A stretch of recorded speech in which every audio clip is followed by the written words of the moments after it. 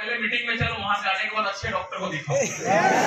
तो वो लोग जो जबरदस्ती खींच कर लाए गए हैं वो तो डेफिनेटली गाली दे रहे होंगे। तो कितने लोग गाली दे रहे हैं बेचारा? वो दे लो भाई, देखो अब वो हाथ नहीं खड़ा कर रहा है। देखो मैं एक ही बात कहूंगा, अगर गाली देने का मन करे तो आप मन में नहीं, मेरे मुंह पे भी गाली दे सकते हैं, कोई फर्क पड़ने वाला नहीं है, क्योंकि मैं बहुत बड़ा बेशरम हूं और मुझे इस बात का प्राउड है। आपके बीच अभी 1-2-1.5 घंटे की फिल्म चलने वाली है। ये 1.5 घंटे की फिल्म देखने के बाद आप अंदाजा लगा लोगे कि मेरी बेशर्मी की हद क्या है। अच्छा एक बात बताओ, अगर बेशरम बनने के बाद ही आप बंगले में रहेंगे, बेशरम बनने के बाद ही आप महीने के लाखों रुपए कमाएंगे, बेशरम बनने से यदि आपके पास बड़ी गाड़ी आती है, बेशरम बनने के बाद आपका जो बैंक बैलेंस है नोटों से वो टकला गांधी जी से खचाखच भरा रहता है, तो क्या बेशरम बनने में? तो मैं 1.5 घंटे जो आपके बीच बात करूंगा, इस 1.5 घंटे में मेरी कोशिश यही रहेगी कि यदि बेशरम बनने के बाद ही कामयाबी है तो आज आप सबको बेशरम बना के छोड़िए। अब देखो जो नए लोग होंगे जो 2-4 दिन पहले आए होंगे बिजनेस में, अब वो बेचारा सर खुलवा रहा है, मैं बेशरम मैं यहाँ बेशरम बनने के लिए आया हूँ। तो थोड़ा सा आप पहले फिल्म को पूरा देखिए। मुझे पूरा यकीन है, ये पूरी फिल्म देखने के बाद मुझे ऐसा लगता है कि आप खुद कहेंगे कि ये रोहित शर्मा जी क्या बेशरम है, मैं इससे बड़ा बेशरम।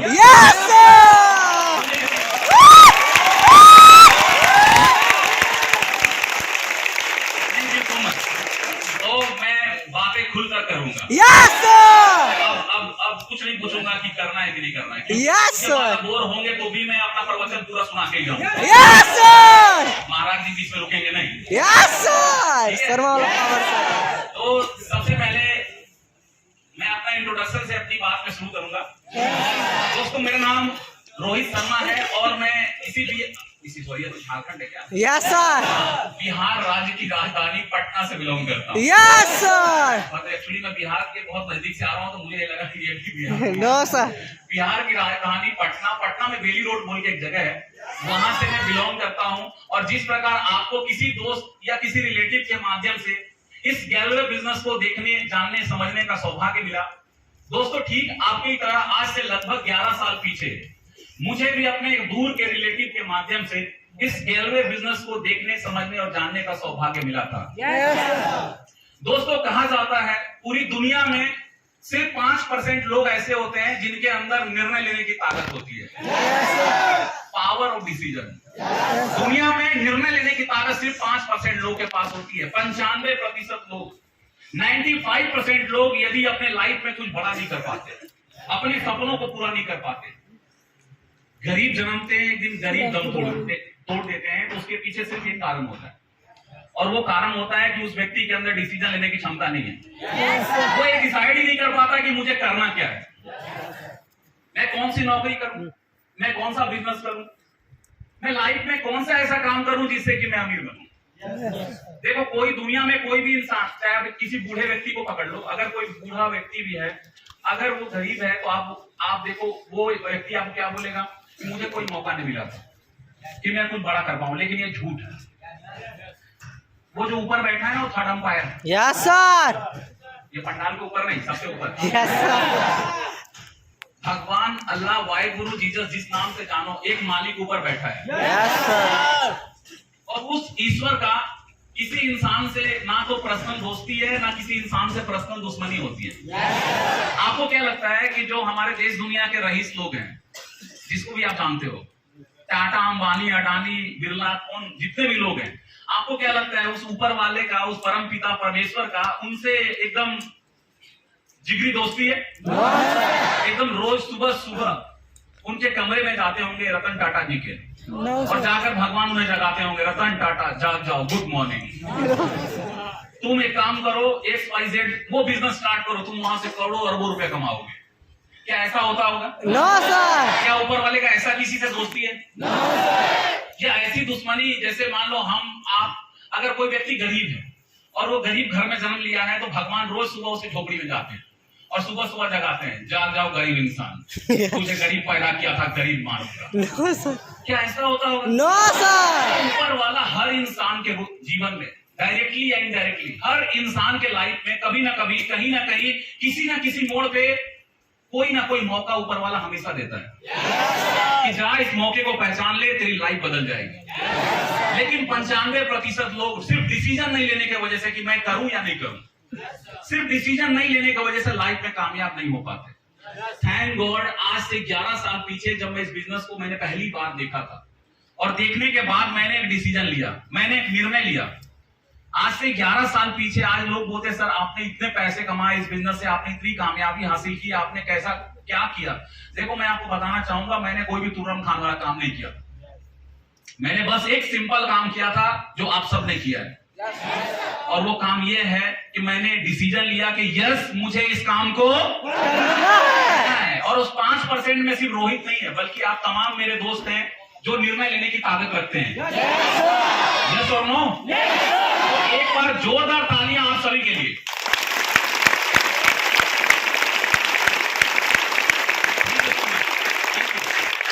ठीक आपकी तरह आज से 11 साल पीछे मैं इस बिजनेस में आया। आने के बाद इस बिजनेस को दोस्तों मैंने सीखना स्टार्ट किया। कंपनी की सारी ट्रेनिंग क्लासेस को मैंने अटेंड किया। जब कभी इस प्रकार की कोई मीटिंग होती थी, जब कभी कोई दूर से बाहर से कोई सर आते थे, तो मैं भी ना जाने कितने 1-1 घंटे 2 घंटे पहले आकर कि मैं सामने बैठूं, जल्दी पहुंच जाता था। 2 बार चप्पल भी चोरी हुआ है मुझे याद है। यस रूम से चप्पल पहन के आया और जब मीटिंग खत्म हुई मेरा चप्पल ही नहीं है। यस अचानक से याद आ गया। और वो चप्पल भी ऐसा, मैं तो एक खुद गरीब इंसान, ना जाने मेरे उस चप्पल को कौन ले गया जो 3-4 जगह टूटा हुआ था। तो मेरे जो लीडर थे, मेरे जो अपलाइन थे, मैंने उनको बोला सर ये बात करना है। तो मेरे अपलाइन बोले तू ट्रेनिंग क्लास नहीं किया था? मैं बोला हाँ मीटिंग में गया था, बहुत शानदार मीटिंग थी। तो मेरे अपलाइन ने बोला तू ये खाली पैर क्यों चल रहा? मैं बोला मेरे को शॉक कर रहा है। मैं बोला मेरा चप्पल कोई ले गया ट्रेनिंग क्लास से। तो मेरे अपलाइन ने बोला बी पॉजिटिव, जिसको जरूरत होगा वो ले गया।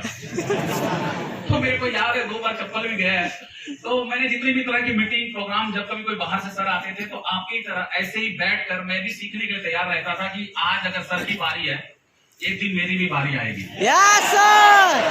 ना जाने कितनी बार जैसे आप मेरे लिए तालियां बजा रहे हो, तालियां बजा बजा कर मैं भी अपने हाथों को लाल कर रहा होता कि एक दिन मेरा भी समय आएगा। अभी आप लोगों ने देख लिया मेरा समय आया है। Yes sir. बता रहे मैं आप सबको भी ये यकीन दिलाता हूँ कि आज आपने रोहित के लिए ताली बजाई है, एक दिन ऐसा समय आएगा लोग आपके लिए ताली बजा रहे होंगे। जितने भी तरह के मेरे अपलाइन द्वारा और कंपनी के सिस्टम द्वारा जो भी मुझे ट्रेनिंग उपलब्ध हुई थी, कई सारे किताबें, बुक्स, ऑडियो वीडियोस, कैसेट्स, सारे कैसेट्स को देखा, सुना, समझा, अपने अपलाइन को ब्लाइंडली फॉलो किया, अपने अपलाइन पे आंख बंद करके विश्वास किया। वो जो जैसे जैसे बोलते चले गए मैं करता चला गया। कंपनी के सारे सिस्टम, नीति, नियम, कानून को फॉलो करता चला गया, जिसका रिजल्ट ये है कि आज मैं इस कंपनी में star global diamond distributor level पे काम करता हूं।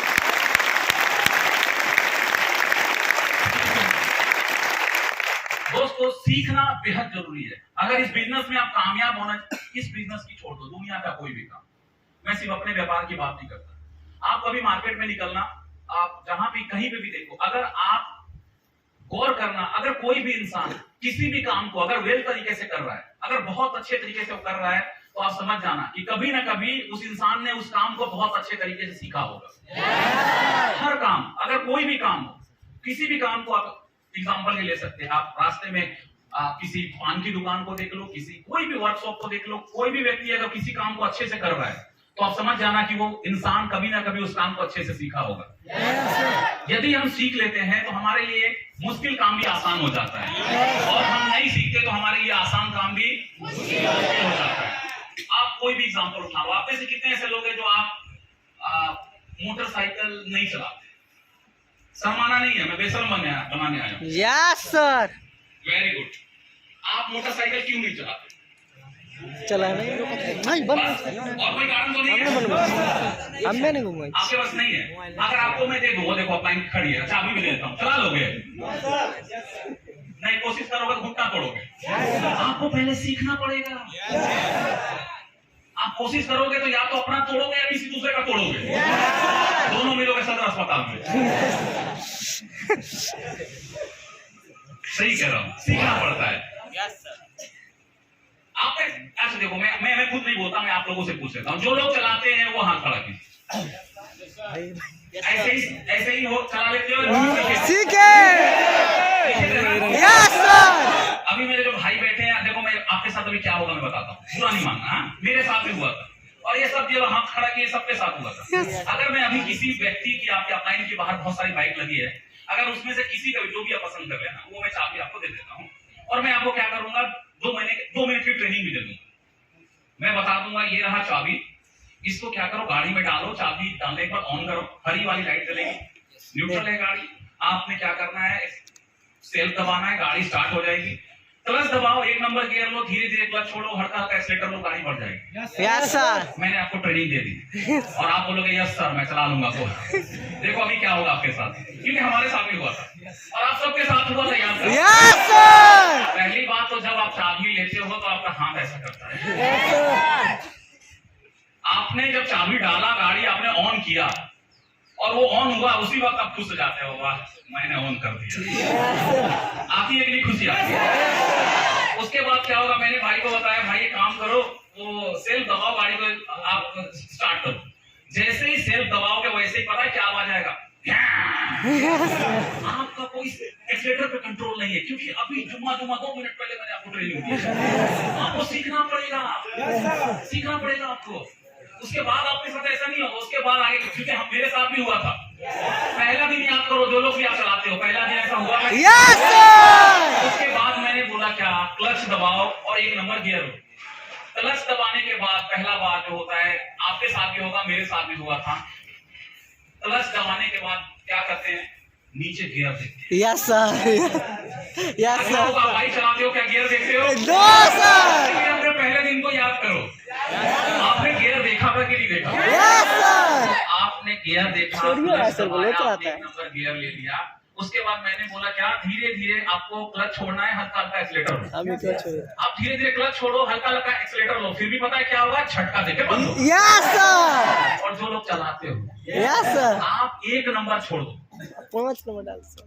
आप ना, कई बार आपके साथ ऐसा होता है कि आपकी बाइक क्या खड़ी है, आप बगल में अपने किसी दोस्त से बात कर रहे हो, हाय हेलो बाय करते हुए आप उधर ही देख रहे हो, चाबी आपने लगा ली। Yes sir. उधर देखते देखते आप स्टार्ट कर लिए, 1 नंबर आपने गियर डाला और बात करते हुए बाय होते हुए निकल लिए। Yes sir. और 1 नंबर छोड़ दो, अगर 2 नंबर गियर भी है तो क्या आपसे बंद होता है? No sir. क्यों नहीं बंद होता? Experience sir. आपने खूब सीखा, आप खूब सीखे हैं, कई बार गिरे हैं, कई बार आपको चोट आई। आप में से कोई ऐसे हैं जो बिना गिरे सीखे? No sir. नहीं। तो मैंने बस एक एग्जांपल दिया भाई, मैंने बस ऐसे ही दुनिया का कोई भी काम कर लो, मैं बस जैसे एक एग्जांपल दे रहा था कि दुनिया का कोई भी काम हो, अगर उस काम को आप वेल तरीके से सीखते हो तो आप वेल तरीके से करते हो। उसी प्रकार हमारे बिजनेस है, मैंने बहुत वेल तरीके से किया, सीखा और वेल तरीके से किया, जिसकी वजह से आज मैं स्टार ग्लोबल डायमंड हूँ। और आप सबको भी ये मैसेज है कि आप बहुत अच्छे तरीके से, टाइम पास के रूप में नहीं, बहुत अच्छे तरीके से आपको सीखना है। तैयार है आप? Yes sir. चलो अब आते हैं। सबसे पहले मैं आपको, अगर आप मेरे आज पहली बार मिल रहे हैं तो आप मुझे अच्छे से पहले जान लें। Yes sir. ये प्लेटफॉर्म एक ऐसा प्लेटफॉर्म है जहां पे हम एक कामयाब शख्स को सुनते हैं कि इस बिजनेस में आने से पहले वो क्या करते थे, इस बिजनेस में आने से पहले उसकी इनकम क्या थी, इस बिजनेस में आने से पहले उसकी फैमिली बैकग्राउंड क्या थी, और इस बिजनेस में कामयाब होने के बाद आज उसकी इनकम क्या है, और कामयाब होने के बाद आज उसकी फैमिली की लाइफ कैसी है। यस और नो? Yes sir. कामयाब शख्स को सुनते हैं और उनकी बातों को फॉलो करते हैं, उस रास्ते पे चलते हैं और एक दिन हम भी कामयाब बनते हैं। राइट? Yes sir. दोस्तों मैं अपने बारे में बताऊं, एक बहुत ही गरीब परिवार में मेरा जन्म हुआ, घर परिवार में इकलौता हूं। मेरे पिता एक, जहां गेहूं पिसाई होती है उस मिल में काम करते थे। मिल की मालिक नहीं कह रहा हूं, दूसरे के मिल में काम करते थे। अब इस बात का अंदाजा आप लगा लो कि जो व्यक्ति किसी दूसरे के मिल में काम करता हो उसकी इनकम क्या रही होगी। Yes sir. बस वो उतना ही कमाते थे जिससे घर परिवार चलता था घर में। लेकिन भले ही गरीब परिवार में जन्म हुआ, लेकिन घर में इकलौता था। और अक्सर आपने देखा होगा जिन घरों में इकलौते बच्चे होते हैं वो, उनको थोड़ा सा लाड़ प्यार दुलार थोड़ा ज्यादा मिलता है। Yes sir. जिसके वजह लाड़ प्यार दुलार का एक रिजल्ट भी निकलता है। क्या निकलता है? बिल्कुल सही है। बच्चे जब छोटे होते हैं तो थोड़ा बहुत बदमाशी सब लोग करता है। Yes sir. कोई इतना करता है, कोई इतना करता है। और मैं था इतना मेरे जितने भी मेरे पोतिया, मेरे रिलेशन वाले, मेरे आसपास के कॉलोनी वाले मेरे मम्मी पापा को समझाते थे कि आपके लाड़ प्यार से एक दिन ये बिगड़ कर छाई हो जाएगा, राख हो जाएगा, इतना लाड़ प्यार आप इसको दे रहे हो।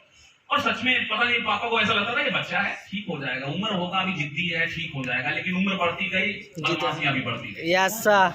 मेरे दोस्तों का हमारा एक गैंग था, एक ग्रुप था, कोई लाइफ का मकसद नहीं, बस शहर में इधर से उधर घूमते रहो, बस कुछ भी काम करते रहो, किसी के भी फटे में टांग अड़ाना काम था और कुछ नहीं। लाइफ बस ऐसे ही बीत रही थी। कई बार मेरे पिताजी को लगता था कि ये बड़ा होते जा रहा है, ये सुधरेगा कब। दिन बीतते जा रहे थे।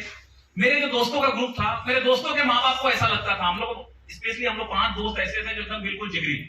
तो मेरे दोस्तों के माँ बाप को ऐसा लगता था कि ये जो इसके दोस्तों का ग्रुप है, इसका जो सरदार है, मुखिया, वो है रोहित। अगर किसी तरह रोहित का संगत छूट जाए तो हम सबके बच्चे कामयाब होंगे लाइफ में। और मेरे माँ बाप को लगता था मेरे प्यारे बेटे रोहित को बिगाड़ के रखा है इसके दोस्त ने। Yes sir. अगर ये किसी तरह इसका संगत छूट जाए तो रोहित बुरा लड़का नहीं है, एक दिन कामयाब बनेगा ये। पता नहीं, दोनों अपनी जगह सही थे। दिन बीतते गए, खींच तान कर पढ़ाई चलता रहा। मैं आपको सच बता रहा हूँ, बहुत ब्रिलियंट टाइप का स्टूडेंट मैं नहीं रहा हूँ, एक एवरेज क्लास का स्टूडेंट रहा हूं मैं। एक वक्त आता है जब मैंने अपने पापा को बोला, पापा मेरे से पढ़ाई जम नहीं रही, अगर मैं ऐसे पढ़ता रहा तो ऐसे सिर्फ डिग्री मिल सकता है और कुछ नहीं होने वाला। इस डिग्री से मैं कुछ नहीं कर पाऊंगा। उस दिन मेरे घर में ये बात से एकदम बम की तरह बात फूटा। पापा ने बोला, मैं दिन रात मेहनत कर रहा हूँ कि तू पढ़ाई कर, और तू कहता है पढ़ाई नहीं करेंगे तो फिर करेगा क्या फिर? मैं बोला पता नहीं क्या करूंगा, लेकिन मैं पढ़ाई नहीं कर पा रहा हूँ। मैंने बहुत समझाया, पापा माने नहीं। मैंने मम्मी को समझाया, मम्मी ने बोला ये तेरे या तेरे पिताजी के बीच का बात है, तू समझ। देखते देखते ये बात फैल गया मेरे आसपास कि रोहित पढ़ाई छोड़ना चाहता है और बिहार से कहीं बाहर जाने की बात कर रहा है। और ये बात उड़ते हुए पहुंची मेरे दोस्तों के माँ बाप के पास। उनके घर में तो खुशियों की लहर दौड़ गई। Yes sir. वो बोले क्या रोहित बाहर जाना चाहता है, लेकिन उसके पिताजी जाने नहीं दे रहे हैं। जो काम मैं नहीं कर पाया, मेरे दोस्तों के माँ बाप ने कर दिया। यस। मेरे घर पे आए और मेरे पिताजी को विश्वास दिलाया, आप रोहित पे यकीन कीजिए, ये जहां जाना चाहता है इसको जाने दीजिए, एक दिन ये बहुत बड़ा आदमी बनेगा। मेरे पापा बोले कि आप मैं भी ताज्जुब में था, ये कब से मेरी तारीफ करने लगे। यार मैं मतलब कि उस गली से नहीं गुजरता था, जिस मतलब मेरे दोस्त के घर की गली से, क्योंकि उसके माँ बाप मुझे देखते के सब ताली देते थे। और वो अचानक से मेरे घर पे ही आकर ये बोल रहे हैं कि आप रोहित पे यकीन कीजिए। और बाद में समझ में आया कि ये चाहते हैं कि मैं मतलब जाऊं कहीं। जो काम मैं नहीं कर पाया उन लोगों ने कर दिया। मेरे पापा गुस्से में एकदम बोले कि तुझे जहां जाना है जा, मैं जानता हूं तो कहीं घूमने के लिए पैसे उड़ाने जाएगा और 10-20 दिन बाद लौट के आएगा, क्योंकि तू अभी काम कर नहीं पाएगा। मैं बोला नहीं, मैं कुछ बन के ही आऊंगा, वादा करता हूँ, कुछ करके आऊंगा। लेकिन मुझे नहीं पता था जिंदगी में पैसा कमाना आसान नहीं होता। यस और वो भी सर। पहली बार। जब आपको आदत लग जाती है तब तो ठीक है, आप कंफर्ट हो गए, लेकिन पहली बार थोड़ा टफ होता है। मैं अच्छे से याद है, मैं जब लाइफ में पहली बार मैं पटना से बाहर निकला था, मैंने जो पहला काम पकड़ा था वो एक फार्मास्यूटिकल, एक फार्मा कंपनी में जहां मेडिसिन बनती है, मध्य प्रदेश भोपाल से लगभग 55 या 60 किलोमीटर दूरी पे एक जगह है मंडीदीप बोल के। मंडीदीप, वहां पे एक फार्मास्यूटिकल एक मेडिसिन कंपनी मैंने काम पकड़ा और मात्र 2500 रुपए मुझे महीने के उस कंपनी में मिल रहे थे। और उस जो फार्मा कंपनी थी, उस कंपनी में ही कैंपस में ही ग्राउंड में अंदर हमारे कॉटेज रूम मिला, जिस रूम में 5-6 लोग एक रूम में रहते थे। और कुछ दिन तो मैं बड़े जोश में काम किया, 8-10 दिन। 11वें दिन से मैं समझ गया कि आसान नहीं है, लेकिन अब लौट के भी नहीं जा सकता, क्योंकि अगर मैं लौट कर गया तो मेरे आस पड़ोस, मेरे वो दोस्तों के माँ बाप जीवन भर गाली देंगे कि मैं जानता था ये कोड़िया कुछ नहीं कर पाएगा। लेकिन मुझे आप नहीं चाहते घर में भी करना था। अब वहां पे मुझे नए दोस्त बने, मेरे लाइफ में नए दोस्तों की एंट्री हुई। जिस रूम में मैं रहता था वहां पे 5 लोग पहले से थे, और उनमें से 5 के 5 वो लोग थे जो ऑलरेडी उन्होंने पढ़ाई की थी फार्मा कंपनी में काम करने के लिए। उन्होंने डिग्री ली थी, अभी फार्मा जानते हो, उसने बी फार्मा डिग्री ली थी फार्मा कंपनी में काम करने के लिए। और उसमें से अधिकतर लोग, जैसे रॉकी नाम का मेरा दोस्त था, एक विक्की था, एक राहुल था, उसकी सैलरी थी 25,000 रुपए। और मेरी कितनी थी? कहाँ 2500 और कहाँ 25,000। 25,000। लेकिन अच्छी दोस्ती हुई, बहुत गहरी दोस्ती हुई। लगभग 7-8 महीना में उस कंपनी में काम किया, 7-8 महीना के आसपास। एक दिन सुबह सुबह सब लोग तैयार हो रहे थे काम पे जाने के लिए और मैं चुपचाप बैठा था। मेरे सारे दोस्त पूछने लगे, रोहित क्या हुआ, काम क्या, नहीं जाना क्या?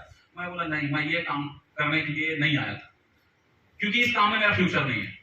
तेरी सैलरी 25,000 है, हो सकता है कि 5 साल 10 साल बाद तेरी 40 हो जाए, 50 हो जाए, मेरी क्या होगी 2,500 से 3,000 या 4,000। मैं बोला मैं ये नहीं कर पाऊंगा। मैं तो मेरे सारे दोस्त, मेरे 5 दोस्त बैठ गए, फिर बता क्या सोचा है? जो तू करेगा हम भी वही करेंगे। मैंने बहुत समझाया, तू पागल मत बन, तूने इसी के लिए पढ़ाई किया है, मेरे साथ कहां भटकोगे तुम? मैं नहीं जानता मुझे जाना कहां है, कौन सी कंपनी में काम पकड़ूंगा। लेकिन वो माने नहीं, वो पूछने लगे बता क्या सोचा है? मैं बोला मैं ऐसे नहीं सोचता, मेरा दिमाग काम नहीं करता, मैं ट्रेन में बैठने के बाद सोचता हूँ। क्योंकि मैं घर से चला था तो मैं ये सोच के नहीं आया था कि मुझे भोपाल आना है। वहां बैठूंगा ट्रेन में, फिर फोन घुमाना स्टार्ट करूंगा कि कहां जाना है। वहां से मैं निकला, दूसरा मैं काम पकड़ा पंजाब में लुधियाना शहर में शेरपुर बोल के एक जगह है, यस सर। जानते हैं?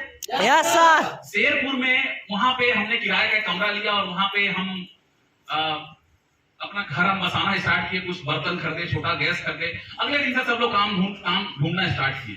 मैं जानता था इसको 25,000 यहाँ नहीं मिलने वाला है, क्योंकि वो 25,000 वहां इसलिए मिल रहा था क्योंकि उस फील्ड का वो काम जानता था। लेकिन वो तैयार थे कि भले ही मैं कम कमाऊं लेकिन हम लोग साथ में रहेंगे। कुछ दिन लगा लेकिन सबको कुछ ना कुछ काम मिल गया। मुझे लगता है 7 या 6 महीना मात्र टीका में वहां, 7-6 महीने के आसपास। एक दिन फिर से सब लोग सुबह काम पे जाने के लिए तैयार हो रहे हैं और मैं चुपचाप बैठा हूँ। लोगों ने बोला क्या हुआ, काम पे नहीं जाना था? बोला नहीं, मैं इसके लिए नहीं आया था। इतना बोलते के साथ मुझे 2-4 फूंका पड़ा प्यार से कि अभी अभी अभी क्या सोच रहे हो, मतलब यहाँ से कहीं और जाना है तो जल्दी बता क्या सोचे हो? मैं बोला वो मैं ट्रेन में बैठने के बाद सोच रहा हूँ। अब ये जैसे वो मेरे जो जितने भी दोस्त हैं, विक्की था, राहुल था, ये सारे लोग, इनके घर में पता चला कि ये अपनी जिंदगी बर्बाद कर रहा है किसी रोहित नाम के लड़के के पीछे। वो उसको गुमराह कर रखा है, वो खुद भटक रहा है, इसको भी भटका रहा है। तो वहां से जब हम निकलने के बाद विक्की ने बोला कि मेरे जीजा जी सूरत में काम करते हैं और बहुत अच्छा पैसा कमाते हैं, हम लोग वहां चले गए। मैं बोला ठीक है वहीं चलते हैं। सूरत से कुछ दूरी पे एक जगह उधना बोल के, यस सर। वहां पे पहुंचे और हमें तुरंत वहां पे कमरा नहीं मिला तो हम उनके जीजा जी के घर पे गए।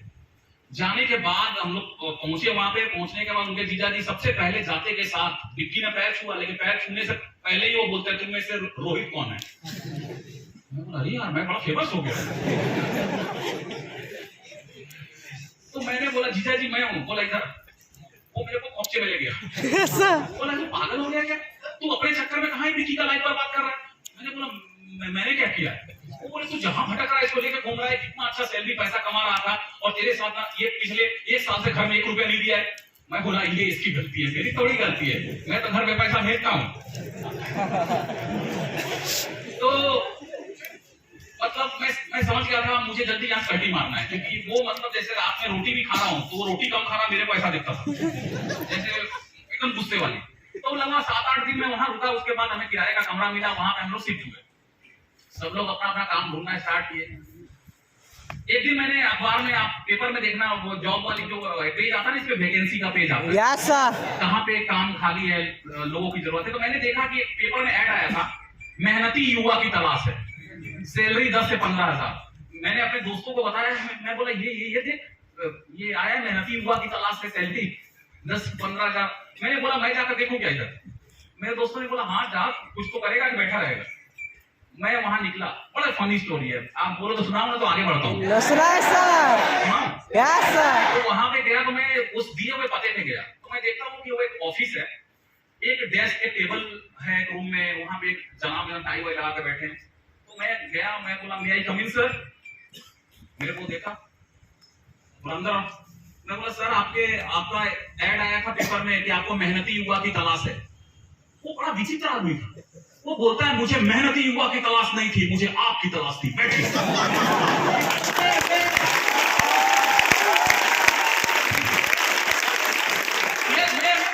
ये कैसा आदमी है? मैंने बोला आपको मुझे मेरी तलाश थी, वो तो बिल्कुल बैठिए, तलाश पूरी हुई।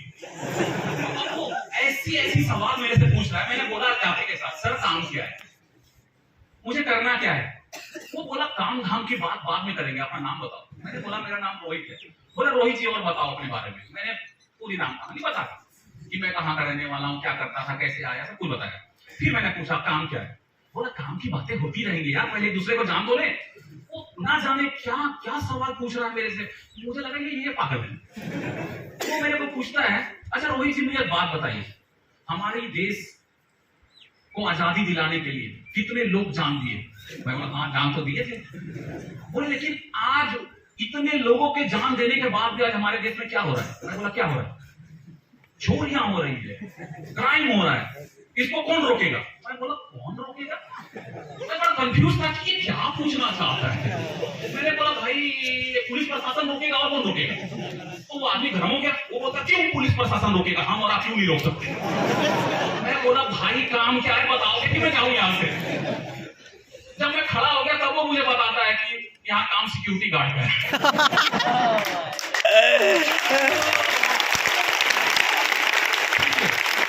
मैं बोला मैं सिक्योरिटी गार्ड का काम नहीं करूंगा। वो मैं समझ गया कि इतनी जो साइकोलॉजी चल रही थी वो चल रही थी सिक्योरिटी गार्ड के लिए कि चोरी कौन रोकेगा, क्राइम कौन रोकेगा। मैं बोला भाई मैं काम नहीं कर सकता। तो वो बोला आप गुस्सा मत करो, बैठ जाओ, तुम सिक्योरिटी गार्ड मत बनो, तुमको मैं उससे भी ऊपर का पोस्ट दूंगा। मैं बोला वो क्या है? वो बोलता है सिक्योरिटी गार्ड का सुपरवाइजर बनाऊंगा तुम। मैं बोला यार वो भी तो गार्ड ही होगा। मैं बोला मैं नहीं करता। फिर मैंने पता नहीं मैंने अपने दोस्त को फोन किया। मैं बोला कि भाई ये तो मैं फंस गया इधर, ये गार्ड का काम है, मैं गार्ड का काम करूंगा नहीं, लेकिन सैलरी अच्छा दे रहा है। तो मेरे दोस्त ने बोला देख जब तक कुछ नहीं मिलता कर लेना, क्या जाता है। तो मैं बोला चल ठीक है, क्या करना है मुझे बताओ। तो वहां पे कुछ दूरी पे वहां से एक केमिकल प्लांट था। जिस केमिकल प्लांट में वो मुझे बोला कि आपको नाइट ड्यूटी करनी है, वहां आपके नीचे 25 गार्ड होंगे, आपको एक वॉकी टॉकी देंगे, आपको ध्यान रखना है कि सभी लोग गार्ड जाके रहे, अच्छे से काम करें। मैं बोला बस। वो फिर बोला दिन में आप फ्री हैं, आपको अगर दूसरा काम ढूंढना है, ऐसा कुछ भी करना है तो आप अपना पर्सनल आप कर सकते हो। मैं पहुंच गया वहां। पहुंचने के बाद वहां पे मेरे भी एक सीनियर वहां व्यक्ति जो रिटायर्ड आर्मी का रिटायर्ड कोई बूढ़ा व्यक्ति था, 55-60 साल का बेचारा। मैं जब गया, मैं जाकर बोला मुझे वो नाइट ड्यूटी करने के लिए भेजा गया है। वो मेरे को बोलता है तुम्हें यहाँ क्यों भेजा गया है, काम क्या है पता है तुम्हें? मैं बोला मुझे लोग रात में जाके रहे वो देखना है। वो बोले गलत, यहाँ तुम्हें चोर को पकड़ना है। मैं बोला क्या बात कर? वो बोले जी हाँ, हमें बताया गया था कि एक हट्टे कट्ठे व्यक्ति को भेजूंगा। मैं बोला पागल हो गए क्या? मैं बोला चोर को कैसे पकड़ सकता हूँ, और हो सकता है चोर के पास कुछ हथियार हो। तो वो मुझे बोलता है चिंता मत करो मैं भी तुम्हें हथियार दूंगा। मैं बोला ये हुई ना बात ला। अब वो मुझे क्या दे रहा है, डंडा। मैं बोला ये क्या करूंगा मैं भला डंडे से क्या चोर पकड़ूंगा? सच में मैं चोर नहीं पकड़ा, मैं पकड़ नहीं पाया। लगभग कुछ महीने में मैंने वहां भी काम किया, उदना में कुछ महीना मैंने काम किया। उसके बाद मैं समझ गया यार मुझे लगता है और भटकना लिखा है। देखो एक बात बताता हूँ, हम सबका एक यात्रा है। Yes sir. हम सबका यात्रा एक लिखा हुआ है कि आपको कैसे किन जगहों को फेस करना है। आप सिंपल समझो, सर मैं आपकी कॉपी या डायरी किसी का ले सकता हूँ? आप सिंपल समझो, आप मान लो कि आपकी जो लाइफ है, ये जो बुक देख रहे हो आप, ये बुक आपकी लाइफ है और आपकी पूरी आवाज आ रही है? Yes sir. आप लोग समझो ये आपकी लाइफ है और इसमें ये पूरे जो पन्ने देख रहे हो आप, ये आपकी जिंदगी है। कब क्या होना है, कब क्या होना है, कब क्या पाना है, सब कुछ लिखा हुआ है। और दिक्कत ये है इंसान के साथ कि आपको उतना ही पता है जिस पेज पे आपकी लाइफ चल रही है। जैसे मान लो कि ये पहला पेज, ये जीवन है, पहला पेज खुला। और ये पहला पेज क्या है पता है? जब आप जन्म हुए और मिठाई बांटा गया, बधाई हो। पहला पेज खुला जीवन का। आपको नहीं पता था अगले पेज पे क्या होना है। लाइफ पन्ना पलटते गया और आपके सामने वो लाइफ आती गई। दरअसल आपके और मेरे लाइफ, हमें किसी को नहीं पता कि हमारे अगले पन्ने पे क्या लिखा हुआ है। हम सब की एक यात्रा है। कंपनी ना जाने कहां कहां भटक रहा था, फाइनल मुझे आना तो कहीं और लिखा था। तो यात्रा था, उस यात्रा को सबको फेस करना है। Thank you sir. अगर वो लाइट आएगी पता नहीं। सर आवाज पीछे जा रही है ना? मैं बीच में आ जाऊं? No sir. ओके ठीक है। तो एक दिन की बात है, मैंने इससे पहले कि वो लोग फिर से मेरे पीछे मेरे दोस्त लोग आए, मैंने बहुत प्यार से समझाया। मैं बोला देख, अगर तू मुझे अपना दोस्त समझता है तो मैं एकदम रिक्वेस्ट करता हूँ, वो तो पैर पकड़ लूं, तुम लोग बने हो फार्मा कंपनी के लिए, तुमने उसी का पढ़ाई किया, मेरे साथ मत भटको, मेरी जर्नी है, मुझे तय करने दो। कहीं ना कहीं तुम्हारी जैसे लाइफ सेट हुई है, मेरी लाइफ कहीं ना कहीं सेट होगी, और मैं उस चीज को ढूंढ के रहूंगा जब तक जहां जाने के बाद मुझे मेरे अंदर से वो आवाज आए कि यस मैं इस चीज की तलाश कर रहा था। मैंने उन्हें बहुत समझाया, मैंने अपना नंबर, मैं बोला मेरा नंबर तेरे पास है, और वो लोग मान गए। वहां से मैं निकलने के बाद अकेला कुछ दिन तो मुझे मन नहीं लगा, अच्छा नहीं लगा, बिल्कुल आदत सी हो गई थी उनके साथ रहने का। लेकिन मुझे क्योंकि मेरी जर्नी थी, मैं वहां से निकला और मैं पहुंचा छत्तीसगढ़ में। छत्तीसगढ़ की राजधानी है रायपुर। रायपुर में मैं कंस्ट्रक्शन कंपनी में पहुंचा, जिस कंपनी का रोड बनने का काम होता था। छत्तीसगढ़, मध्य प्रदेश, महाराष्ट्र, तेलंगाना, उड़ीसा, इन राज्यों में उस कंपनी का रोड बनता था। उस कंपनी में बतौर सुपरवाइजर मैं काम को स्टार्ट किया, और 4,000 रुपए महीने का और 1,000 रुपए खाने का, कुल मिलाकर 5,000 रुपए उस कंपनी में मेरी सैलरी स्टार्ट हुई। लेकिन ये वो कंपनी थी जहां पे मैं पहली बार किसी कंपनी में मैं टिका, और शायद इसलिए टिका। देखो मैं आपको बात बताऊं, ये जो आज इतनी बड़ी बड़ी हम बातें करते हैं, महीने के लाखों रुपए कमाना, बड़े करोड़ों रुपए कमाना, बड़ा बंगले में रहना, बड़ी गाड़ी लेना, दरअसल ये जो सोच है ना, ये हमें कहाँ मिली है? यहाँ आने के बाद। इस बिजनेस में आने से पहले मेरी भी एक आम इंसान वाली सोच थी, बस एक आम इंसान वाली जो सोच होती है। बस मेरा एक ही सपना था कि अगर मुझे कुछ करना है तो मुझे ज्यादा नहीं 4-5 लाख रुपए कमाने हैं, कि जो मेरा मिट्टी का घर है उस मिट्टी के घर को फट जाएगा, गर्म हो गया, पक्के का मकान बना। अगर वहां मैंने पक्के का मकान बना लिया तो मेरे सारे लोगों को जवाब मिल जाएगा कि मैं कुछ करूंगा लाइफ। और कुछ सपना था नहीं, लेकिन उस कंस्ट्रक्शन कंपनी में पहुंचने के बाद मुझे ऐसा लगा कि मैं यहां से कुछ कर सकता हूं। और वो ऐसा क्यों लगा? मेरी मुलाकात उस कंपनी में 2 शख्स से हुई। एक मुकेश सिंह बोल के थे, जो नवादा बिहार के रहने वाले हैं, और एक साबिर खान बोल के थे, महाराष्ट्र अकोला के रहने वाले। उनमें से एक हमारे उस साइट का इंचार्ज था और एक प्रोजेक्ट मैनेजर था। जब मैंने उसकी चमचमाती हुई 4 व्हीलर गाड़ी देखी, उसकी लाइफ देखी, मैं बड़ा मोटिवेट हुआ। मुझे लगा कि यार ये तो कमाल की लाइफ है। एक दिन मैं उनके पास गया, पता नहीं क्या सोच कर मैंने उनको बोला कि भैया मैं आपसे एक चीज पूछना चाहता था, क्या मैं इस कंस्ट्रक्शन कंपनी में आपकी तरह का घर पाऊंगा क्या? तो वो हंसने लगा। उसने मुझे बोला, रोहित तुम्हें आए हुए 10 दिन नहीं हुए अभी। अब वो पता नहीं वो सीरियस थे या वो मजाक के मूड में थे। मैंने बोला मैं सिर्फ ये पूछ रहा हूं, क्या मैं आपकी तरह कभी बन सकता हूं? उन्होंने बोला हाँ बन जाओगे, लेकिन तुम्हें दिन रात मेहनत करना पड़ेगा। कुछ ऐसा करके दिखाओ कि तुम्हारा नाम कंपनी का मालिक तक जाए, कि एक बंदा है जो दिन रात मेहनत करता है। मैंने बोला आखिरी सवाल, आपकी सैलरी क्या है? उसने बोला 40,000। मैं बोला ये हुई ना बात, मैं 40,000 को भूलूंगा नहीं। न जाने कैसे कैसे साइड पे मैंने काम कंप्लीट किया। जो स्टार्टिंग का मेरा काम था, पैकेज नंबर 0178 जगदलपुर बोल के जगह छत्तीसगढ़ में, प्योर नस्ल प्रभावित इलाका, वहां 1.5 साल रहा मैं। उसके बाद एक उड़ीसा में हमारा एक साइट था उमरकोट, वहां पे लगभग 1 साल रहा मैं। और जो आखिरी जहां पे जिस काम को करके मेरा प्रमोशन हुआ, एक साइट था कंपनी का उड़ीसा में, डिस्ट्रिक्ट नुआपाड़ा से कुलियापाना एक साइट था कंपनी का, 38 किलोमीटर रोड था, 38 किलोमीटर। वहां पे कोई भी सुपरवाइजर या इंचार्ज जाने को तैयार नहीं था। क्यों? क्योंकि वहां पे रहने का कोई जुगाड़ नहीं था। जहां पे वो बिटुमिन क्या बोलते हो, डामर, अलकतरा जानते हो? Yes sir. जहां पे अलकतरा डामर प्लांट था, बिटुमिन प्लांट, वहां से 10 किलोमीटर दूर तक कोई गांव नहीं था, और ना 10 किलोमीटर इस साइड। यानी सबको पता था कि वहां रहने का भी प्रॉब्लम है, खाने का प्रॉब्लम है, पानी मिलेगा नहीं। लेकिन जब कंपनी ने पूछा कि कोई भी है जो जाना चाहता है, अगर जो तैयार है और वो 38 किलोमीटर के रोड को कंप्लीट करेगा तो उसका प्रमोशन करेंगे, उसको साइड इंचार्ज बनाएंगे। मैंने सबसे पहले हाथ खड़ा किया, मैंने बोला मैं जाऊंगा। बहुत बुरे दिन थे वो, मतलब 1.5 साल तक मुझे वहां रहना पड़ा टेंट में, तंबू गाड़ के 1.5 साल तक।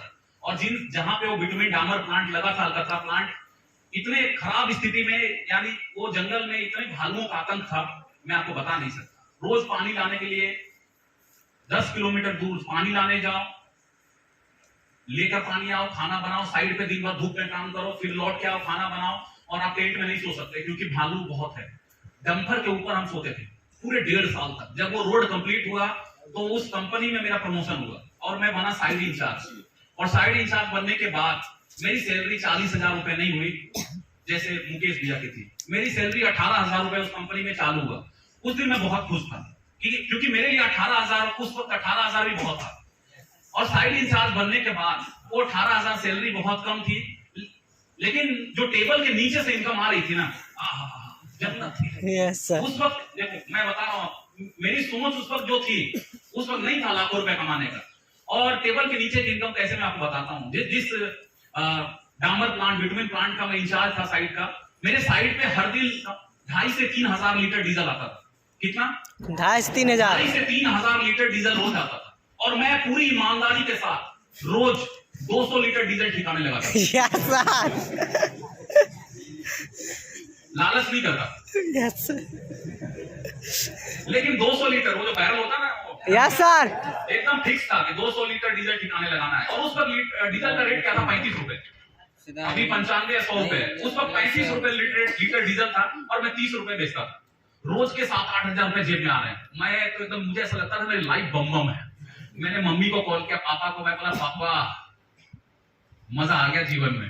मेरे पापा ने बोला क्या हुआ? मैं बोला मेरी सैलरी 18,000 और रोज का ये इनकम, अब देखना मैं क्या करता हूँ। मेरे पापा ने बोला ठीक है, अब तो जाता था, जो चाहता था वो गया, अब तो घर आ जा। मैं बोला अभी तो कमाना स्टार्ट किया हूँ, बस 5 लाख जमा करना है। कितना? 5 लाख। मेरा उस वक्त का सोच बस यही था, किसी तरह 5 लाख जमा कर लूं मैं। लगातार काम करता रहा। 5.5 साल मैंने उस कंपनी में काम किया, बिना घर गए हुए। 5.5 साल लगभग 7.5 या 8 लाख रुपए मैं कमा के अकाउंट में मैंने जमा भी कर लिया। मैं ये सोच के रुका था कि शायद मेरी अगली प्रमोशन हो तो वो प्रमोशन लेके मैं घर जाऊं। एक दिन की बात है, मेरी मम्मी कॉल करती है और कॉल करने के बाद मतलब जो emotional yes sir, blackmail, yes phone करते के साथ रोना स्टार्ट की। बोली कि आज के बाद मत आना कभी, तू मर गया मेरे लिए, हम लोग मर गए तेरे लिए, तू उधर ही रहा, कभी मत आना। मैं बोला अरे तू गर्म क्यों हो रही है? मैं काम करता हूँ, तू रो मत, चुप हो जा, मैं कल के कल आता हूँ। तुरंत हंसने लगी वो। मैं बोला ये मगरमच्छ की आंसू थी और मैं जाल में फंस गया। मैं बोला, और मम्मी पापा बहुत खुश हुए। मैंने बोला साउथ बिहार एक्सप्रेस से आऊंगा, परसों मैं पटना पहुंच जाऊंगा। पापा बोले मैं लेने के लिए तुम्हें रेलवे स्टेशन भी आऊंगा। बड़े खुश थे वो लोग। मैं भी कंपनी में कॉल किया कि मुझे अर्जेंट में कल घर जाना है। और कंपनी वाले ने भी, जो कंपनी का मालिक थे, उन्होंने बोला हाँ बिल्कुल, तुम काफी टाइम से घर नहीं गए हो, घर जाओ और तुम्हारी सैलरी चालू रहेगी, तुम्हारी सैलरी बंद नहीं होगी। मैं बड़ा खुश था, मैं कितनी अच्छी कंपनी में काम करता हूँ, घर जाने के बाद भी सैलरी चालू है। लेकिन दरअसल अगले पन्ने पे क्या लिखा हुआ है मुझे पता नहीं था, जैसे हम सबको नहीं पता है कि अगले पेज पे क्या लिखा हुआ है। मेरे साथ तो कुछ और ही होना लिखा था। मुझे कल ट्रेन पकड़ना था पटना आने के लिए, लेकिन जिस दिन मैंने छुट्टी के लिए आवेदन डाला, उसी दिन मेरे साथ उस कंपनी में एक बहुत गंभीर हादसा होता है। जिस हादसे में मैं उस बुरे दिन को बहुत शॉर्ट में बताऊंगा आपको। बहुत गंभीर रूप से मैं घायल हुआ, जिसमें मेरा ये राइट हैंड, कई टुकड़े मेरे हाथ हुए, जिसमें यहाँ की हड्डियां बाहर आ गई। और मतलब स्थिति ऐसी थी कि मुझे अगले दिन जाना था पटना, लेकिन मैं पटना नहीं बल्कि मैं आईसीयू में भर्ती हुआ। और जिन लोगों ने ये सब किया था, वो पता नहीं उन लोगों ने मोबाइल तोड़ दिया या ले गए अपने साथ। उनका कंपनी से कुछ बैर चल रहा था, उनका कुछ डिमांड था कंपनी के साथ कि आपका, लेकिन वहां बलि का बकरा वहां का स्टाफ बन गया कंपनी। अगले दिन मम्मी पापा रेलवे स्टेशन आते हैं मुझे लेने के लिए। पूरी ट्रेन खाली हुई, लेकिन रोहित नहीं उतरा, क्योंकि रोहित तो चढ़ा ही नहीं था। फोन लगाते रहे, नंबर स्विच ऑफ, लगातार नंबर स्विच ऑफ। 1 दिन बीता, 2 दिन बीता, 5 दिन बीता, नंबर स्विच ऑफ, क्योंकि मैं तो अलग ही अस्पताल में जिंदगी और मौत के बीच में हूँ। देखो कई बार ऐसा होता है कि जो आपके करीबी होते हैं और किसी के साथ बुरा हो जाए तो ना आभास हो जाता है। Yes sir. मेरी मम्मी हमेशा पापा को कहती थी कि मेरा दिल घबरा रहा है। मैंने कई बार रोहित को गाली मैंने दिया है, लेकिन कभी वो मोबाइल नहीं बंद करता। वो मोबाइल बंद किया है, कुछ ना कुछ उसको हुआ है, आप जाकर पता लगाइए। मेरे पिता जब लगभग 20 दिन बाद वो मुझे ढूंढने के लिए निकलते हैं कि आखिर मेरे 20 दिनों से मेरा नंबर क्यों बंद है, और उनको पता चलता है कि मैं अस्पताल में भर्ती हूँ। वो डॉक्टर के पास जाते हैं जहां मैं भर्ती था, डॉक्टर से पूछते हैं और डॉक्टर ने उनको बताया कि मैं आपको झूठी तसल्ली नहीं देना चाहता, आपके बच्चे का बचने का चांस बहुत कम है, क्योंकि मैं कोमा से बाहर नहीं आ पा रहा था। जब भी मैं होश में आ रहा था और फिर बेहोश हो रहा था चोट की वजह से। डॉक्टर ने बताया कि शायद कुछ रिफरेंस उन्होंने दिया कि शायद उस अस्पताल में आप लेकर जाइए, हो सकता है कि ये शायद बच जाए, लेकिन बहुत खर्चा आएगा। मेरे पिता के पास कोई बैंक बैलेंस नहीं था, बहुत बड़ा बैंक बैलेंस, वो एक मिल में काम करते थे। लेकिन बस उनको ये पता था कि मैंने 7-8 लाख रुपए कमा के रखा है अकाउंट। मेरे पिताजी को कुछ समझ में नहीं आया। वो गए कंपनी के मालिक के पास। कंपनी के मालिक ने तुरंत हाथ खड़ा किया। वो बोले मैं कुछ नहीं कर सकता, 20 दिनों से मैं इलाज करवा रहा हूँ, अभी आप अपने बच्चे को लेकर जाओ, ये बचेगा या मरेगा मुझे कोई फर्क नहीं पड़ता। वो कंपनी जहां पे मैं बिना घर गए हुए 5.5 साल काम किया, उस कंपनी का कहना था ये बचेगा या मरेगा आप समझो। मेरे पिता हार नहीं माने, वो मुझे वहां से लेकर आए एम्बुलेंस से, क्योंकि अगर उस दिन मेरे पिता हार मान लेते तो शायद मैं आज आपके बीच नहीं होता। और उस दिन अगर मुझे कुछ हो जाता और उस कंपनी से एक साइड इंचार्ज कम हो जाता तो क्या वो कंपनी बंद हो जाती? नो सर, बंद नहीं होती। लेकिन अगर मुझे कुछ हो जाता तो शायद मेरे माँ बाप को जीवन भर एक दुख रहता। मेरे पिता वहां से मुझे लेकर आए, दूसरे अस्पताल में भर्ती करवाए, और जो भी पैसे मैंने बचा के रखे थे 7.5-8 लाख रुपए की, इसे एक पक्के का मकान बनाऊंगा, वो सारे पैसे मेरे इलाज पे खर्च हुए। इतना ही नहीं, मेरे पापा को न जाने कितने लोगों से कर्ज लेना पड़ा सिर्फ इसलिए कि मेरी जान बच पाए। कुछ लोगों ने मदद किया, बहुत सारे लोगों ने नहीं भी किया। लोग मुंह फेर लेते थे देखकर, उनको पता था कि अगर ये सामने आया तो पैसा ही मांगेगा। दुनिया का ये रिवाज है, जिसके पास जो चीज होता है दुनिया वाले उसको वही चीज देते हैं। अगर आपके सर पे तेल लगा हुआ है, बहुत दुनिया में लोग मिलेंगे आपके सर पे तेल लगाने वाले। आपके पास बहुत सारा पैसा है, आपको बहुत सारा पैसा मिल जाएगा उधार। लेकिन यदि आपके पास पैसे नहीं है, कोई नहीं देने वाला। लोग जानते थे कि अगर आज हम इसको उधार दे भी दिए तो कोई कौन सा जीवन में लौटाएगा। जब कभी कहीं कुछ समझ में नहीं आया तो पिताजी मम्मी ने फैसला लिया कि हम घर बेच देते हैं, लेकिन किसी तरह रोहित को बचाते हैं। तो पापा ने घर बेचा नहीं, घर गिरवी रखे हो, 6.5 लाख रुपया वो कर्ज लिए। उससे फिर से मेरा इलाज स्टार्ट हुआ। एक वक्त आया जब डॉक्टर ने बोला कि ये खतरे से बाहर है। मुझे दोस्तों 2.25 साल लगे हैं अपने पैरों पे चलने में, 2.25 साल। और जब मैं पूरी तरह से ठीक हो रहा था, मुझे अंदर से रोना आता था कि मैं आखिर मेरे साथ ही ऐसा क्यों। मैंने इतना दिन रात मेहनत किया सिर्फ इसलिए कि मैं घर बनाऊं, लेकिन आज फिर से मेरे पास कुछ नहीं है। आज से 5-7 साल पहले भी मैं जीरो पे था, आज भी जीरो पे हूं।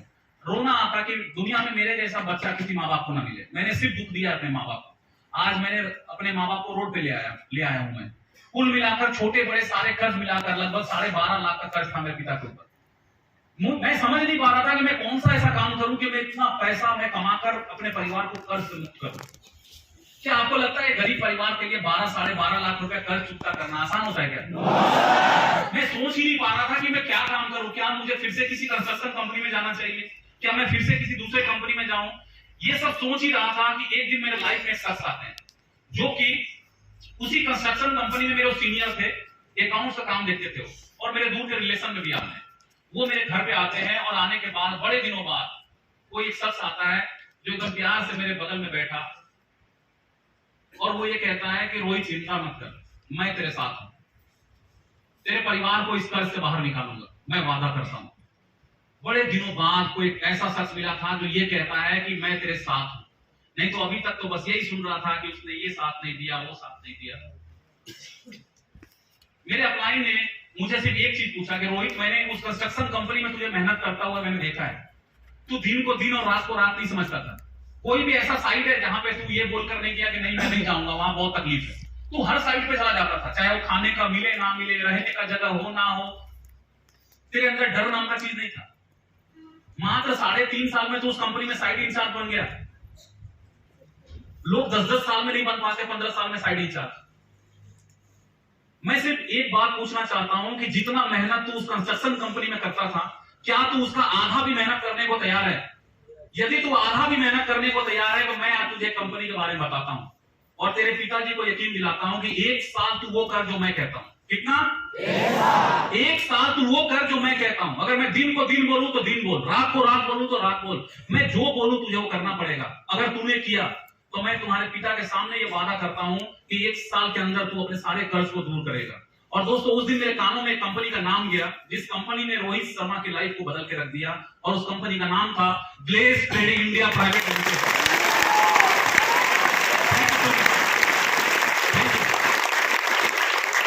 यहां मेरी एंट्री होती है। कहां? ग्लेज में। ग्लेज में पहला दिन आज भी मुझे याद है, जब मैं पहला मेरा दिन था। घर से 2-4 पैंट शर्ट, कुछ कपड़े और ढेर सारी दवाइयां। खाली पेट में ये खाना है, दिन में ये खाना है, सोने से पहले ये दवा खाना है, क्योंकि दवा मेरा बंद नहीं हुआ था। मुझे आज भी वो पहला दिन याद है जब मैं बीसी क्लास में गया था। मेरा बिजनेस प्लान, बीसी क्लास जानते हैं आप? Yes sir. जब मैं बीसी क्लास में गया था, सब लोग एकदम बन ठान के जेब में कलम घुसे हुए, कुछ लोग टाई लगाकर, मेरे तो पैर कांप रहे थे। मैंने अपने अपलाइन को बोला, मैं बोला सर ये किधर लेके आए हो आप? ये पढ़े लिखे टाइप का काम दिखा है, आपको लगता है कि मैं पढ़ा लिखा हूँ या इस टाइप का काम कर पाऊंगा? अगर कोई व्यक्ति आता था हाथ मिलाने, मेरा हाथ ऐसा कांपता था। मैं बोला यार, क्योंकि ये मुझे आदत नहीं थी। मैं एक ऐसे प्रोफेशन से आया था, कंस्ट्रक्शन का काम, रोड का काम बहुत वाहियात काम होता है। आपने से कोई किए हो? बहुत गंदा काम होता है, जिसमें आपको हर तरह के लोग देखने पड़ते हैं, झेलने पड़ते हैं। आप कितना भी मेहनत कर लो, आपको गाली सुनना पड़ेगा। कितना भी मेहनत करो, कितनी भी अच्छी रोड बनाओ, कोई ना कोई गाली देगा ही देगा। अगर लोग अच्छे हैं तो कोई ना कोई शाम तक आएगा, देखा पौगा मार्केट चढ़ा होके, और वो सुनाएगा। ऐसा लगेगा कि देश का सीएम, देश का आपके राज्य का वो चीफ मिनिस्टर वही है। एक पौगा ने उसको सीएम बना दिया।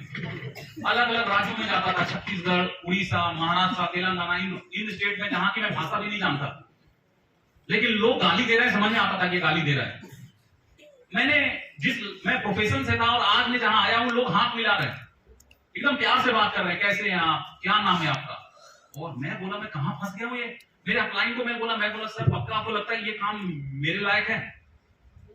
और देखो, आप जितना अभी प्यार से मुझे सुन रहे हो ना, मैं आपको सच बात बता रहा हूं, पहले मुझे ठीक से बात करना नहीं आता था। बात बोले तो मतलब कैसा, मैं बहुत ही टेढ़ा बात करता था। अगर मुंह खोलता था तो मुंह से जहर ही निकलता था। सच कह रहा हूं मैं, ये सब ये ट्रेनिंग का असर है, इस कंपनी का असर है, कि मतलब जिन्होंने ट्रेनिंग दिया, सिखाया कि तुझे बात कैसा करना चाहिए।